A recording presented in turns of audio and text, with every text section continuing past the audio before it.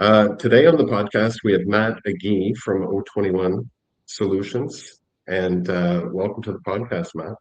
Thank you very much for having me. Pleasure to be here. One place I like to start with everybody to lay the foundation is just briefly get an overview of your journey to Bitcoin. Yeah, so I've been a Bitcoiner since 2020. And of course, I think like most people, I was aware of it before then. And, maybe a little bit of background. I have a computer science degree and spent my career in technology and IT.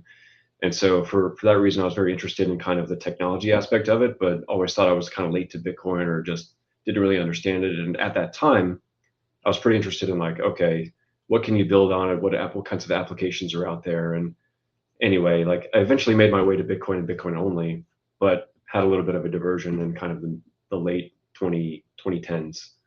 Um, and then really sank in 2022 during the whole financial collapses of banks in the United States at the time, where sitting in spot Bitcoin and self custody multi sig was a very comforting place to be at the time. And so yeah, I mean, short story as far as the Bitcoin journey, probably not unlike a lot of people's individual experience. Yeah, I was a bit later than you, but I think that's fair. It kind of has to be around you for a while before it sinks in. So tell me about the company now. I understand you're helping energy companies, corporate treasury companies, and I guess a lot of companies driving Bitcoin adoption now. So I'd love to hear what's driving that. Sure. So O21 Solutions, we really try to do Bitcoin strategy as a service is kind of the tagline. We focused on business adoption of Bitcoin, and we have a holistic approach. So we focus across all of Bitcoin's capabilities, be that mining and energy efficiency, or a treasury accumulation strategy, or payments. And we try to understand our clients' core underlying business and how Bitcoin can fit in to what it is that they do. How does it make sense for what they do? And once we understand that, we develop a strategy. Then we go off and we focus on a program management or project management execution with high quality Bitcoin only service providers. And the underlying thesis is, we've seen a wave of institutional and corporate adoption, and there's just an array of different ways that people can integrate and adopt Bitcoin and put it into their approach. And we try to help our clients make sense of what that means for them and what that looks like for them, and then quickly how they can accelerate the implementation of that, and then we back out of the equation and move along to the next company. So that's what we try to do. Um, and So yeah, go ahead. just, I'm curious today. You mentioned a lot of ways. Obviously, I think we both agree that Bitcoin's better money and better technology and able to help people. Are there kind of specific ways now the corporations are adopting Bitcoin and taking advantage of it, whether it is payments or Sure. So my background is in energy, right? So largely integrated oil and gas companies. So I worked at ExxonMobil and at Amazon Web Services, um, and I think energy is very important, and we'll probably get there too. But reliable energy, affordable energy is very important to people, and that's why I focus on energy companies. But Bitcoin and energy also go hand in hand. Like we know that Bitcoin is energy money. There's lots of operational and monetary problems that Bitcoin solves, and whether that's the mining space or treasury or long-term savings technology, Bitcoin can play a role. As far as how Bitcoin, as how companies are today integrating it, you see everything from just kind of more pure play Bitcoin treasury accumulation to digital credit type preferred stocks to payments like Stake and Shake is a very popular example for me. Like somebody who's building a Bitcoin strategic reserve out of the Bitcoin circular economy. Um, and there's other companies that bought it one time and it just sits there and helps their balance sheet over the long term as it grows. And there's just a number of different ways that businesses can do it, and a lot of mining companies are taking advantage of it as well. and I'm assuming you're seeing broader adoption, more and more companies having interest, but I know we talked about, potentially the price impacting how people look at these things now. So, curious what the impact is there. Yeah, so I'll go back to energy, right? And so if you're an operator, an oil and gas operator in Texas, out in West Texas or New Mexico in the Permian, you may have operational problems that don't go away because the Bitcoin price is down, right? If you have um, if you're producing energy, if you're producing natural gas that has no offtake, and right now the price is negative, that's still a problem, and Bitcoin can still solve it. Even though the price is down, you may still like losing a lot of money. Like losing less money is better than losing a lot of money, if that makes sense.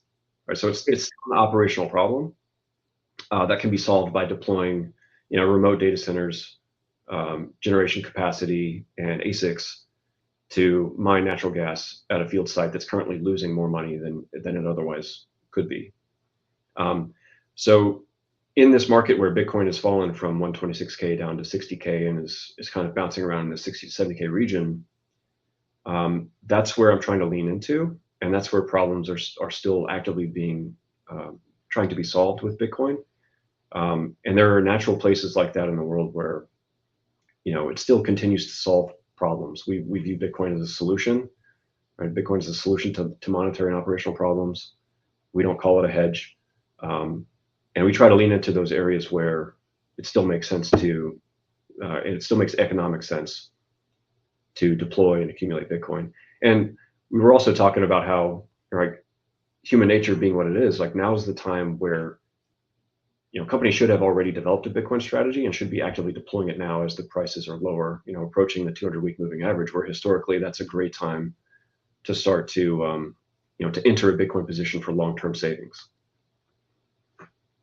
Yeah, I think history shows that buying on the dips has worked pretty well. So do you have, I'm interested on the treasury side too, specifically for payments. And, if we're seeing any increase in that, to me, the finality of settlement was certainly a very attractive feature. And, compared to the old wire system or other things, in terms of transferring value between companies, are they adopting this, and where else would they adopt it in their treasury but just store a value in terms of an accumulation strategy? Yeah, I mean, I think there's a ton of opportunity, and like I said, I spent time at Amazon, and let's just take them as an example. Like they have an online retail store, obviously. They have payment and loyalty schemes like Prime. Um, you see companies like Fold doing this with rewards, and so I would love to see that ecosystem, really develop the Bitcoin as money use case. And Yeah. I know that's a divisive kind of a topic depending on who you are, but I think back to the Steak and Shake example, or even the big story this year is Square Block enabling payments at their terminals with Bitcoin, just opening up a mass number of retailers to accepting Bitcoin as payment. That's really kind of the step change in the ecosystem that I've seen this year. So, luckily it's very easy now if you're a business, you're running Square to accept Bitcoin. That just kind of changes the game a little bit. Um, and so you may need somebody like me less and less as those types of very pervasive solutions become just easy to do. But Square, Zaprite are those types of companies who are in the ecosystem. You know, somebody like me can come in and help if you're a company interested in Bitcoin payments, marry you up with the right service provider, develop a strategy and match you with the right partner to go off and implement, your payments approach. So what's next for the company? Like what's the direction, and where's the growth that you're seeing now? So we've spent a lot of our time with really small private entities, and that could be family offices or small businesses. And honestly, that's where I think 85% of the activity is that people don't see in the corporate world. Um, Hmm. we have a relationship with River, and they're very good about posting very publicly some of their business adoption that you don't see. And so I love that when they post that. Um, and my background being at large corporations, I feel like one of the things that I've tried to do is in the corporate adoption space, have it be less about, kind of the number go up treasury accumulation strategy over time, and more about, what is Bitcoin? Why should we adopt it? And how does it make sense with my unique company and company culture? what it is that I do as an underlying operating business, and how does it actually fit in? What are the synergies with it? And coming up with that, I'm really excited about how companies will begin to adopt it. And I think we're only at the tip of the spear as far as the types of models that we see. Every business, in my view, will Yeah.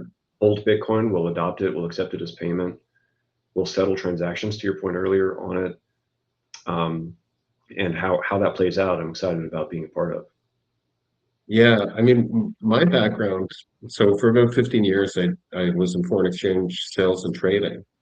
And so the payment piece is really interesting to me too. But again, I mean, if you're a corporation, even a big corporation, small corporation, you're dealing with international payments or international currencies, you have all these risks that you need to deal with. And when you're holding in the world of fiat currency, the only thing you really know is that it's going to be worth less and less over time, right?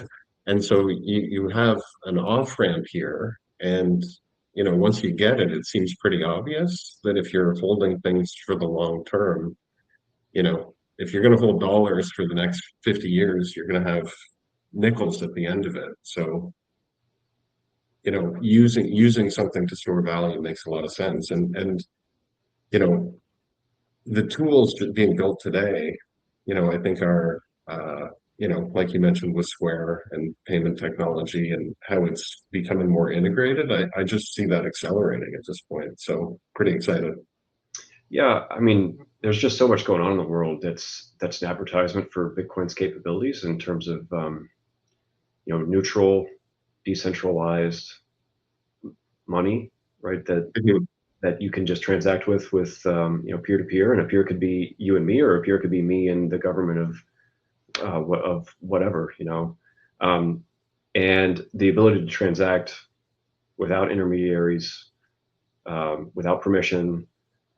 Uh, whether it was the COVID era or whether it's the conflicts today, there's just so much going on that is continually to make the case that Bitcoin is the money of the future, in our opinion. So, I mean, I was going through, I saw these posts on Twitter yesterday from River in terms of the clients, and I find there's always a dentist in there. Uh, maybe somebody with a retail store, but what is the dentist doing when they, adopt it? I guess what are the concerns that they have that caused them to adopt it in the first place? Like what's driving this? Yeah, Is just it what we're talking about, or do they have different concerns? no, I mean, I'll just tell you an anecdote from my personal life, right? With a small business owner is, they ran a law firm, right? And the law firm was doing incredibly well, and they were making a ton of money, and so much money, it's like they don't know what to do with. And if you're an individual or a business and that you're privileged enough to have that kind of a problem, it's like, what do you do? What do you do with the money?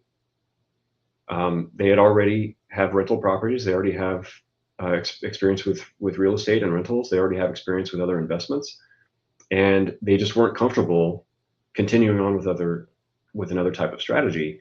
And they had a rental property that unfortunately had it was like lakefront, but over time, like the lakefront premium went away because the water receded to a certain point where it was no longer like as valuable as it once was. So like we know that real estate can have problems, um, that cause its value to fluctuate unexpectedly. And so they were looking for a new outlet for long-term savings that didn't require ongoing maintenance, that didn't require a tax burden if they were to hold it. And so that's just one example, but I think people with excess money are looking for a place that's secure, that doesn't require a lot of maintenance or overhead, that will perform better than anything else in the market. And I think Bitcoin is ideal for that type of long-term savings technology. Yeah, I mean, I see more and more adoption over time. It's just essentially gravity, but also, for me, when I look at the alternatives, I mean, real estate can seem, significantly overvalued and come with a bunch of headaches, as you mentioned. And then, if you're buying bonds, what are you locking in some negative real return and equities, can be as volatile as Bitcoin. And from a portfolio perspective, the diversification makes a lot of sense. But when you really start getting into the risk return profile, you know, talking about 2 to 5% allocations maybe doesn't make sense. And I think the number that people get to is, eventually much higher than that is kind of what I'm expecting, especially as it becomes integrated into additional financial products. Do you, I mean, what do you see specifically in the mining sector? Are they using Bitcoin to finance equipment? How, how is Bitcoin helping uh, miners continue to improve their operations? Well, mining's interesting right now. I mean, I focus on energy companies with stranded or excess power or energy that they'd like to monetize into Bitcoin, and so, like I said, they're solving sometimes an underlying problem, and they don't even care about Bitcoin. They don't want to know about it.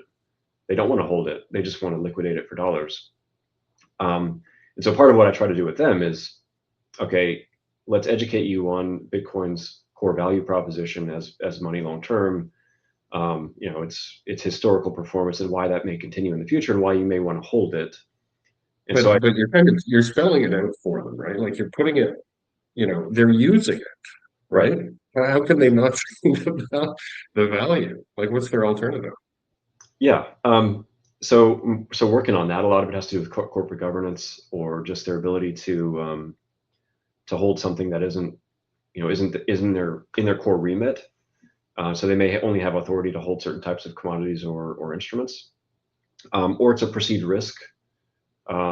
Or if you're an energy company and there's the historical FUD around environmental concerns or energy usage, that can have a detrimental impact to your public perception of um, of your ESG credentials. And so there's some reluctance on that front, even though that's changing. Now that AI and HPC are sucking all the air out of the room, and on that front. So there's a number of different reasons that keep people still from getting it fully. But if you're participating in the network mining, that's your foot in the door. Long term, people will start to get it. Um, this is probably the first cycle where there's been massive corporate adoption, and now we're in kind of the bear market. And I think people like to see things prove themselves, even though Bitcoin's proven itself.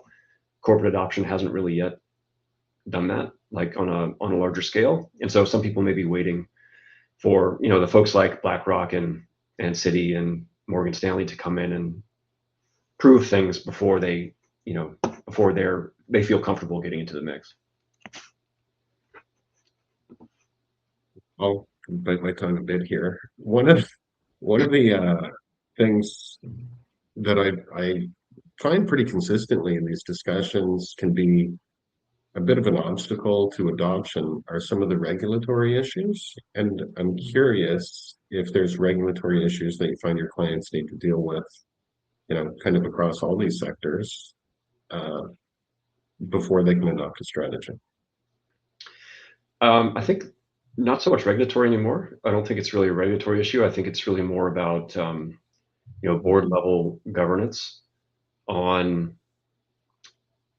for example, certain energy companies may have a remit as to what businesses they deal in. And so like an oil and gas company may have in their corporate governance policies that they're only going to deal in certain commodities that they're able to themselves process as part of their infrastructure. So like they may not be able to trade in copper or soybeans or something because they're in oil and gas and that's what they do. Like they don't have the ability to process soybeans in their network, so they can't trade in it. And so right now, Bitcoin is not a part of their mandate. It's not a part of their remit. Although I could make the case that Bitcoin is money and companies can take possession of and process money. It's primarily just that level, right? So it's executive, um, courage to put forth Bitcoin as an alternative approach to a treasury strategy, and then updating their various internal policies, guidelines, and governance material to be able to actually buy and hold the asset or acquire the asset. And then when they buy and hold it, is it self-custody or is it institutional custody in a lot of cases? No, How does that decision get made? yeah, I think large corporations, it's not self custody. It's typically single counterparty custody is what is the biggest kind of share of it. I think some people, some businesses are using multi-institutional or collaborative custody with certain providers. So those are the two biggest ones that I see, but rarely is it self-custody. Now, I would advocate longer term, the value proposition of Bitcoin being sovereign money and having the permissionless aspect of it. There are ways to develop those strategies, but I think at this point, a lot of businesses are even just buying the ETF, right? So it's um, there's a vast scale, but they're just starting to dip their toe into it, and maybe one day, hopefully, we can make our way to the promised land of everybody's self custody multi sig, and that's in your own internal technology stack and not outsourced to some counterparty. Yeah, no, I think, I mean, you probably see it. It's incredibly early in this adoption curve. And so, you know, I'm trying to understand if you can give like an example of a way that you've recently helped a client adopt Bitcoin and how it's helped them. Yeah, so I worked with a small family office recently. They were already on board with Bitcoin. They were already taking some of their money. Like I mentioned, some of these people have money that they kind of don't know what to do with, or they had a problem where they're looking for some other alternative, and they had already made the decision that they wanted to acquire and develop a Bitcoin mine with another partner. And I did a training, kind of a Bitcoin fundamentals 101 overview of Bitcoin for businesses, and the long-term value proposition of it as a long-term savings technology. And they were looking for, okay, we were planning to liquidate all of the Bitcoin to kind of recoup our initial investment and eventually expand to multiple mining sites. And I helped them come up with, well, here's some scenarios where you can do a portion of liquidation and a portion buy and hold for long term. And what does that look like? What is your custody approach? What is your key management approach? And then in the event that you wanted to, and what does that look like for your payback period and for your reinvestment for your future goals? And then in the event that you wanted to access liquidity for subsequent investments or Bitcoin mines or whatever that may be as part of your strategy, rather than liquidating, what's the landscape of lenders who are in the space, and what is the what terms are they offering, who's out there, who's doing what, and what would a lending approach look like? So as an independent, unbiased consultant, I can come in and help people understand the vendor landscape, who are the service providers, what are they doing, what are they not doing, and what works best for you as a customer. Amazing. I don't want to turn it into an ad for Cadena Bitcoin, so I'll take a few things offline, but it's really interesting. Again, the financial use cases I'm highly interested in. Um, and so it's really interesting to see the growing use case of collateral or, other things in Bitcoin. Um, so I guess the other thing I'm curious of, I mean, you've been in the space for years, I would say probably longer than most. What advice do you have for builders in the space? And I find this an interesting question specifically for you because I think you're connecting a lot of new builders in the space. And so I'm curious what your advice is. I think the biggest advice that I've learned is just get started, just get out there and do things. Even if your original premise um, isn't 100% baked, like don't let that be the enemy of progress for you. If you have an idea, go after it, start talking to people, put yourself out there. Every step change in terms of progress that I've made has been just because I've gone and done something in real life. I've gone to some event or I've gone to some conference. Yeah. And feedback is a gift. So you put something out there, it has a reaction, and you can adapt to it. And failure is learning. So I would just say, Bitcoin needs more builders, and builders don't have to be writing software or using Claude to create some software tool. You can build by building relationships or building networks or building services in the Bitcoin ecosystem. And so building can mean different things, but also just get out there and do things is my advice to people. Yeah, I think that's good advice. I mean, again, the podcast is helping me connect with a number of different people that I wasn't always connecting with. But the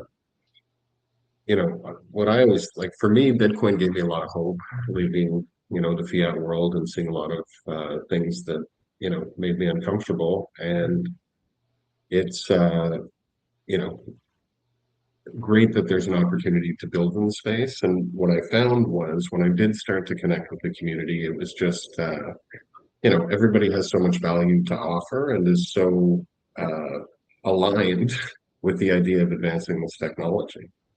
And so, a lot of great relationships as a result. It's really interesting because like I was a consultant for AWS for a while, right? And when you work for a company and the underlying platform is accruing value, like you're compensated usually with a salary or whatever benefits come with that. But like choosing to work for Bitcoin is different because like you don't get a direct, like Bitcoin doesn't pay me a salary. The benefits accrue from the adoption as more and more people adopt it and use it as as a store of value or as money.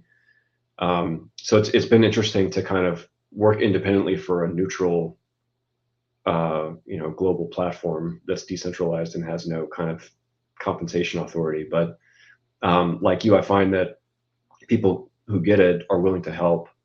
And if you're authentic with with your approach, Bitcoiners all over the world are willing to help you because it ultimately the value accrues to the network and that benefits everybody who's plugged into it. Yeah, no, it's amazing that everybody working in their own self-interest can lead to better solutions for everybody. It's almost like economics works when you don't screw up the money. Right. Funny how. Um, yeah. So I really appreciate the time, Matt. And I think as much as anything, appreciate people who are driving Bitcoin adoption. So thank you. Where can I send people for more information or to get in touch? Yeah, you can find me at o21solutions.com. So that's the letter O, number two, number one, solutions.com. And my email is matt at o21solutions.com. So you can find me there. I'm also on X at o21solutions. Amazing. Well, very nice to connect, and we'll talk soon.